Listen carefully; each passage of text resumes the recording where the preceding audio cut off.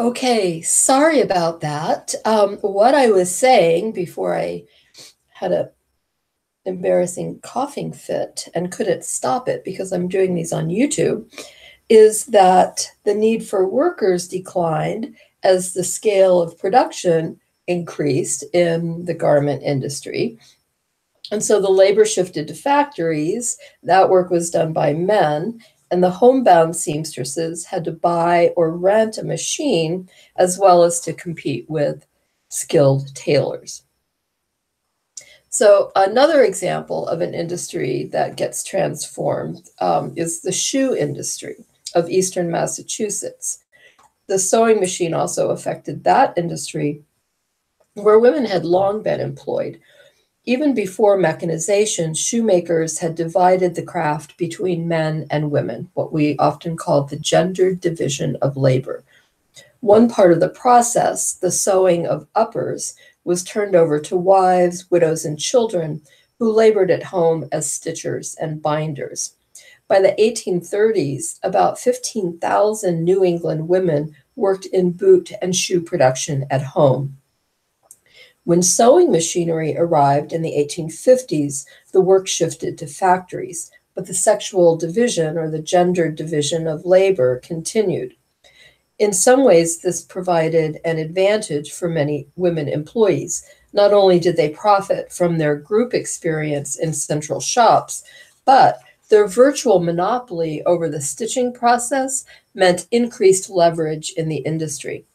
The gender division of labor in shoemaking in some ways rewarded the skills and experience of some women industrial workers, and then they used that to exert some control over the work process. And if anybody is interested, if you wanted to do your paper on working class women in the early to mid 19th century, there's some interesting work on the strikes in Lynn, Massachusetts, the shoemaker strikes. But the textile industry followed another pattern.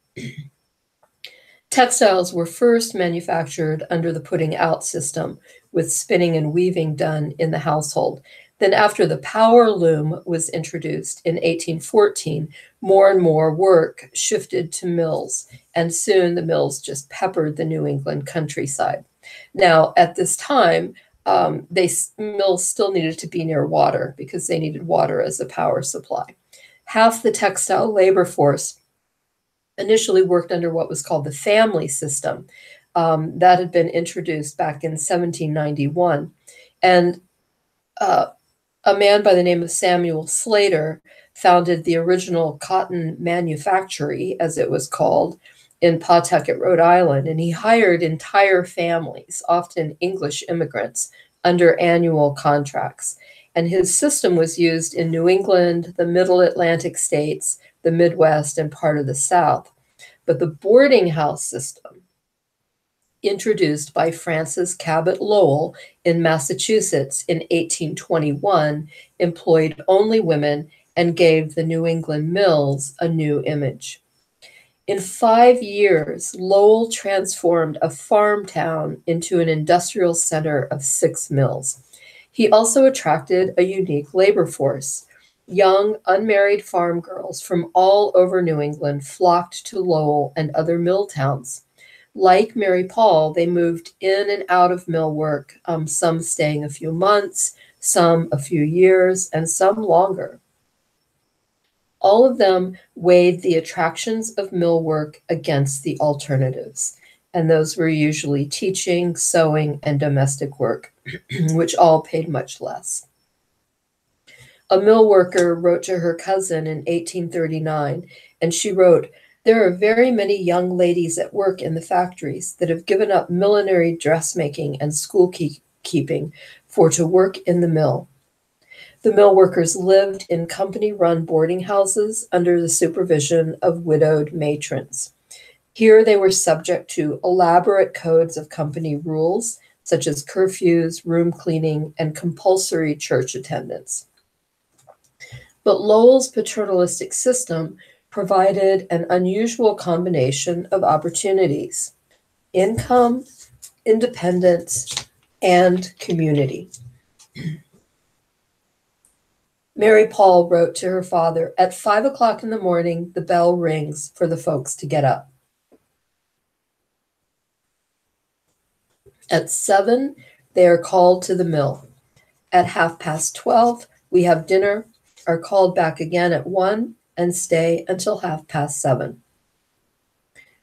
The 12 to 13-hour workday may not have been longer than the workday on a farm, although it seemed so at the onset." Melinda Edwards wrote, "I was so sick of it at first, I wished the factory had never been thought of.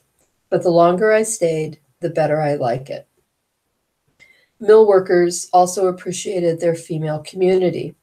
They engrafted friends made at Lowell or Nassau onto networks of friends and relatives from home. They also organized a whole array of activities: lending libraries, benevolent associations, debating clubs, missionary societies, and the company-sponsored Lowell Offering, which you've seen, where their writings were published.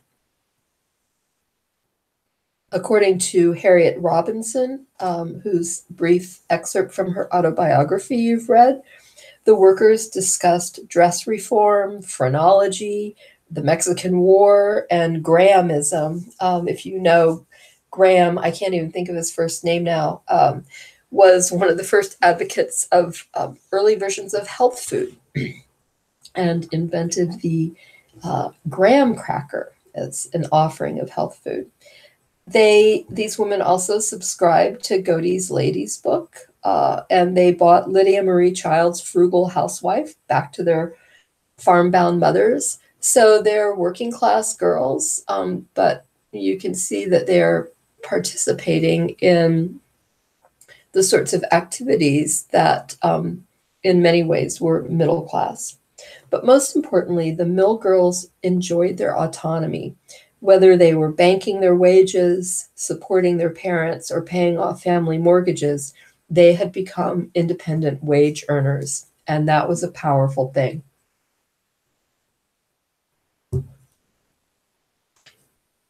Anne Appleton wrote to her sister Sarah in the 1840s, and she wrote, "Don't I feel independent? The thought that I am living on no one is a happy one indeed to me.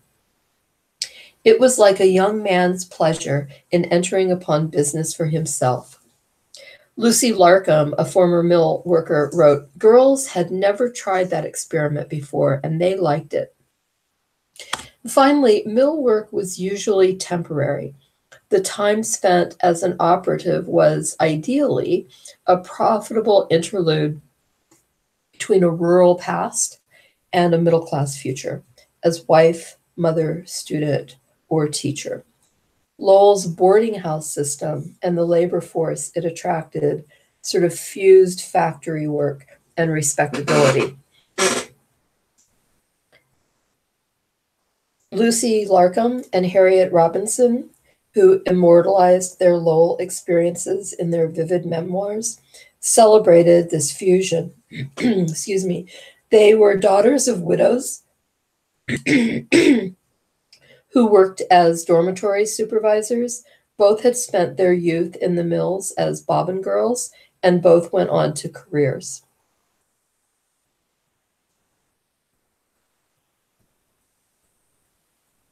Larcom moved west. She attended college, taught school, and returned to New England as an author.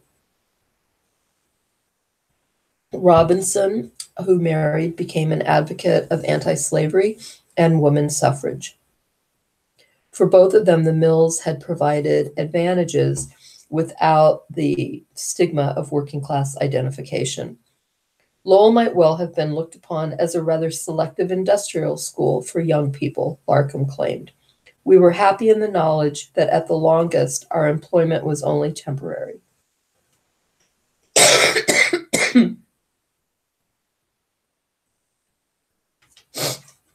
All right. This unique opportunity provided by the mills was very short-lived. By the 1840s, the operatives complained of long hours, wage cuts, and speed-ups, as well as a decline in housing conditions. In 1848, Mary Paul was writing to her father, "I never worked so hard in my life. The The company pretends they are losing immense sums every day, and therefore they are obliged to lower our wages. But this seems perfectly absurd to me. As you know, the Lowell women had organized in 1834 when their Factory Girls Association protested wage cuts and blacklists, but the Panic of 1837 wiped out their efforts. In 1845, however, the Lowell workers organized a female labor reform association, and it was led by the energetic Sarah Bagley, who had worked in the mills for 10 years. The labor reformers agitated for a 10-hour workday, and they allied themselves with the New England Working Men's Association, and they petitioned the state legislature to investigate mill conditions. They dismissed the publication, The Offering, as a company organ, and they stated their grievances in a new publication, The Voice of Industry. Mill operatives, complained The Voice, had to, and I'm quoting here, tend 3 or 4 looms where they used to tend but 2. The pay is not increased to them, while the increase to the owners is very great. In 1846, The Voice issued ominous warnings. The time is not far distant when those who labor in the mills will, as is the case with many now, earn barely enough to purchase the necessities of life by working hard 13 hours a day. Recollect that those who worked here before you did less work and were better paid for it than you are, and there are others to come after you. These militant rumblings of The Voice did not sit well with the new generation of manufacturers, whose predecessors had wanted 2 decades before to save respectable women from poverty and idleness. But now, mill workers had discovered a much more tractable labor force: Irish immigrants, both men and women. These manufacturers, this generation, weren't as interested in the sort of social good that this new form of wage labor could perform. They were interested in profit. Throughout the 1840s, the number of native New England women in the mills decreased. The lure of temporary industrial work as an avenue to upward mobility soon faded. But for those who had worked in the mills at their peak, the experience was a transformative one. Mill operatives married later. They had fewer children than peers left behind on the farm. They also tended to settle in towns and cities. Like Mary Paul, they became middle-class housewives.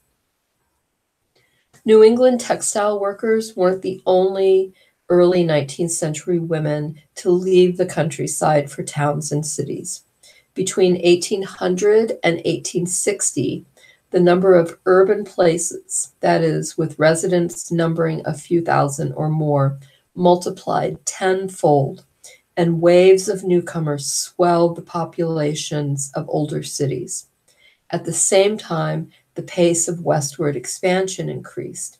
The lure of land had led settlers west for decades, beyond the Appalachians and then beyond the Mississippi.